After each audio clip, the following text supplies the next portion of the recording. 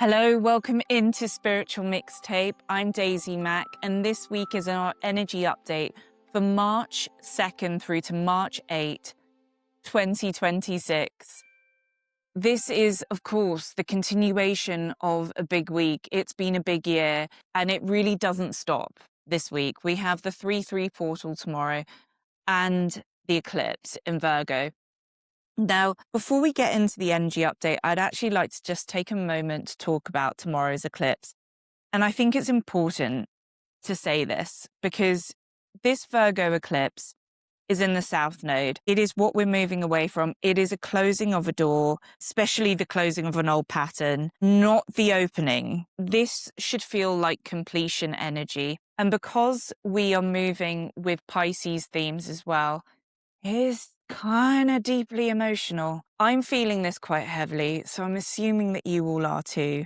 And I just wanted to start the update with a quick look at what is playing out tomorrow. So the eclipse tomorrow is in the South Node. This means that it is the place we are moving away from. This is why it's a completion, a closing. We're closing something on a Pisces theme, but with a Virgo way of doing things. And those two energies can feel like they don't fit together. So if you're feeling out of sorts this week, and especially last week in the build into this, like really discombobulated, feeling angry, feeling grief, feeling sudden bouts of these quite big emotions, you're right on time. It's a good thing. It means you're energy aware, energy sensitive, and you're feeling things as they're coming up. You're ready to release. It's really a great thing. But the South Node, the place we're moving away from, it is the familiar place. And sometimes we will pick a familiar hell over an unknown heaven. And the South Node is your past. It's your habits. It's the comfort zone. And yeah, it's our familiar hells. So if you've been revisiting those old patterns in the last week and it's been a little glaring, a little difficult to confront how little you've changed in certain situations, again, you're right on time. All that you're doing there is being shown where you still have a little bit left to learn.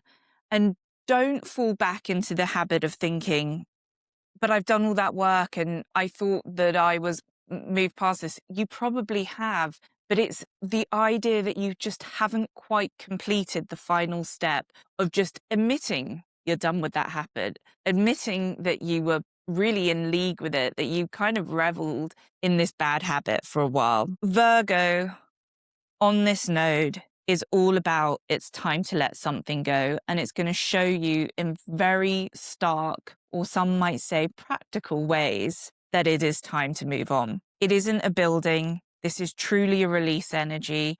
It's going to feel very ungrounded this week and very emotional, and really that's okay. So the stuff that's coming up for release will be things like over-analyzing everything.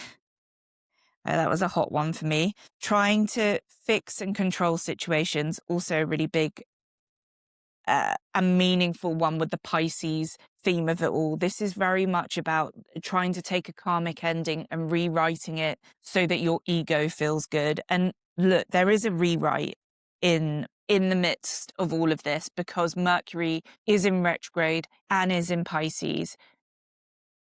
Mercury wants us to retell our stories, but not from a way of appeasing the ego. This is just a week, probably the next 2 weeks after this as well, where you're really going to confront those old demons. We'll call them patterns to make it feel a bit nicer, but you're really going to have to look at yourself about where you're still committed to those old patterns. The other two ways that this is really showing up right now is being busy and productive to manage anxiety. So if you're feeling anxious about a situation, you're like, let me make a list, let me do this, let me mask, task, all the things.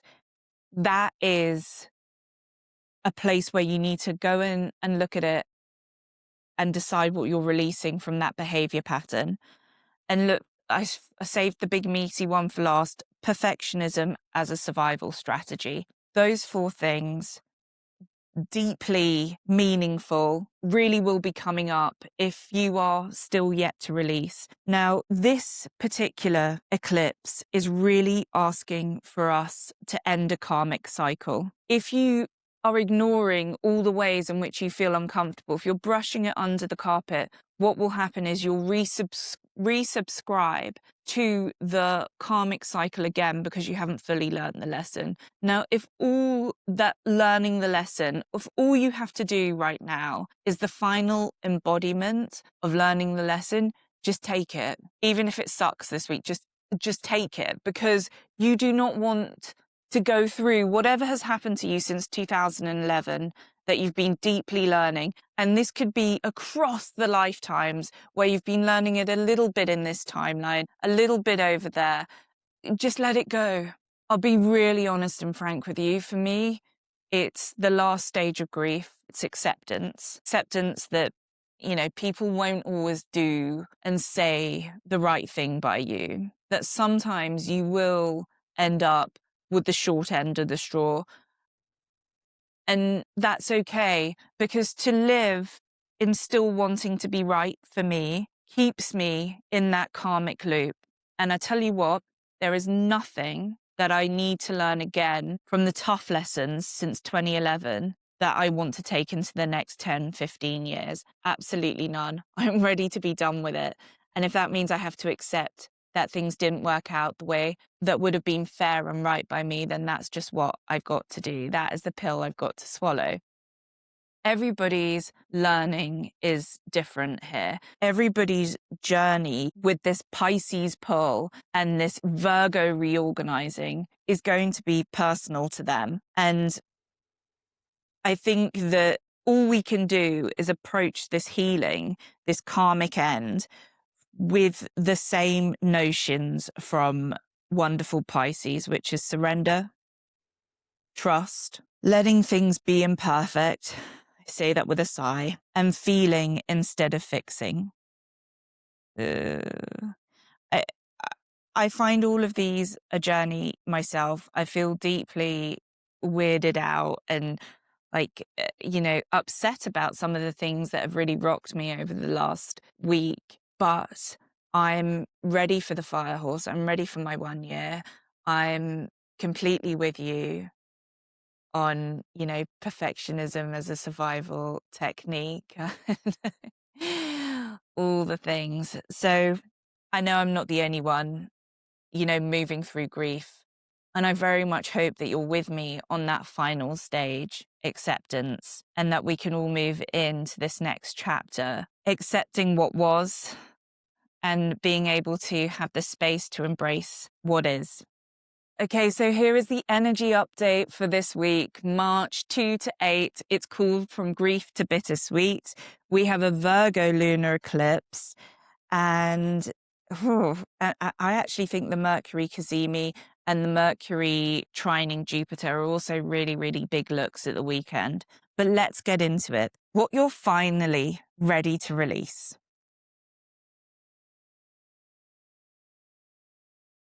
In a week of once-in-a-lifetime energy, I do find myself drawn to Saturday. Mercury Cazimi, this is when Mercury moves through the heart of the sun. And Venus is conjoining Neptune, all on Saturday on the 7th. This is a day where, for the first time in the week, you'll really know what you know. You'll feel a deep connect. This has been a headsy, messy, emotional week. And then on Saturday, you get hit with clarity in your body, that whole body yes, or perhaps a whole body no, depending on what the clarity is coming in to tell you.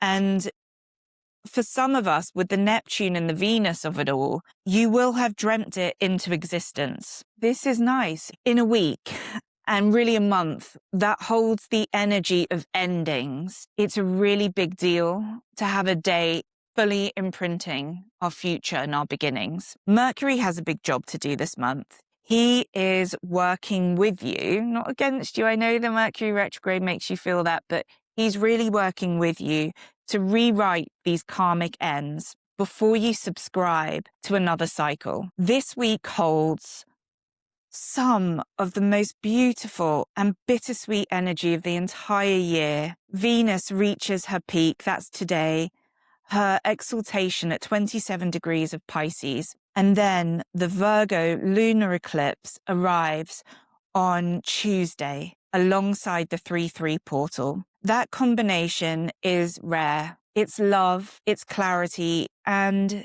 it's also an ending, all in the same breath. Perhaps this is an ending that you've been avoiding, and now you get to have it from a place of compassionate love for yourself. The eclipse is asking you one practical question. What are you still in that you don't actually want to be in? Not what you wish could be different. What you know in your body is no longer yours. You feel that? I definitely feel it as I say it.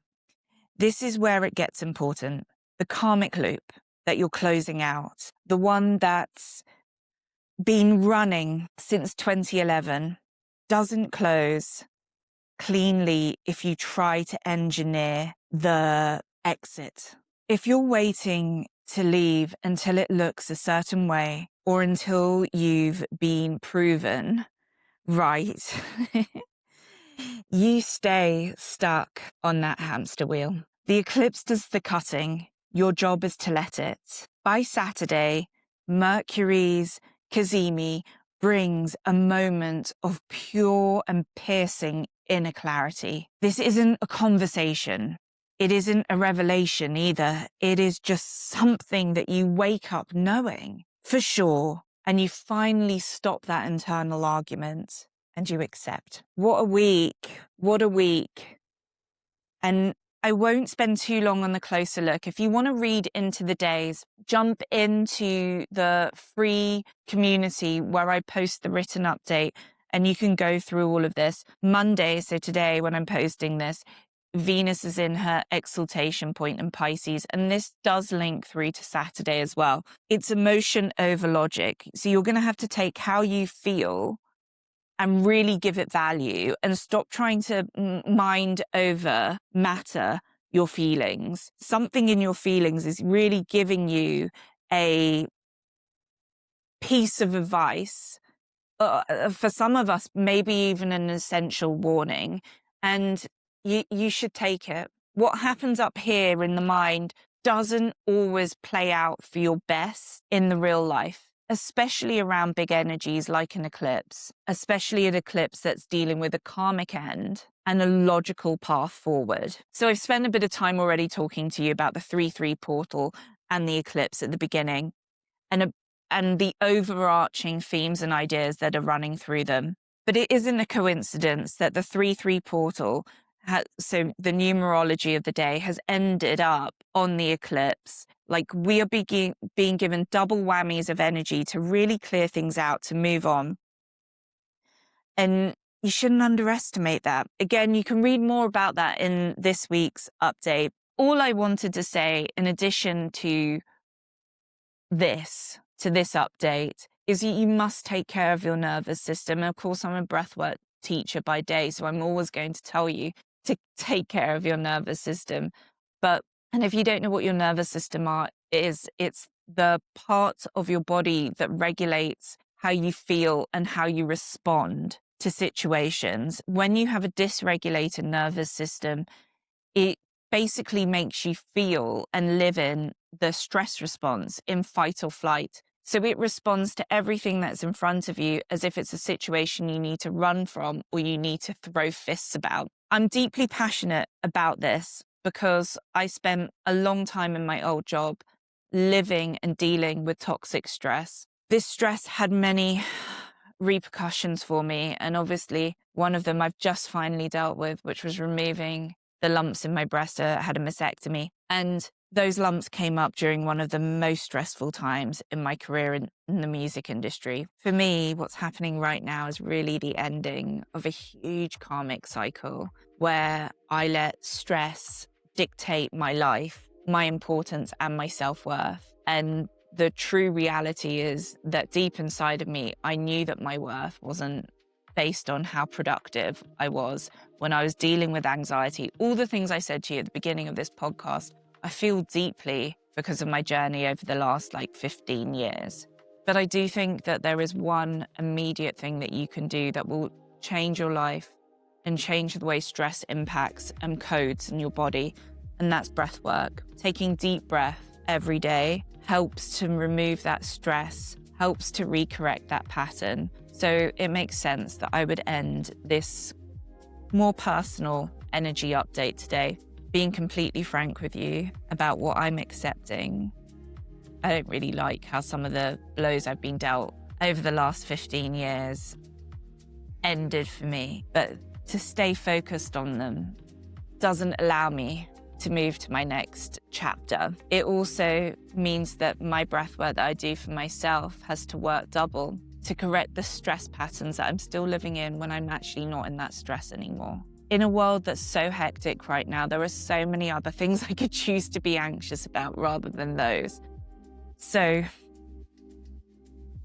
I close today with really suggesting to you that you find breath work, whether it's through me or through someone else. But I have a breathwork for anxiety on the podcast. I have 5 days of morning meditations currently running through my free community, literally doing them live every day. And on Saturday, I start a 28-day breathwork consistency challenge. All of them, and the way I teach, regulates your nervous system. In a moment like this is the most important thing you can need. It is no longer a nice to have. It is absolutely essential. Can't wait to see you next week when we're through this eclipse and we get to really appreciate the hard work we've done over the last 2 weeks to finally release the end of those patterns.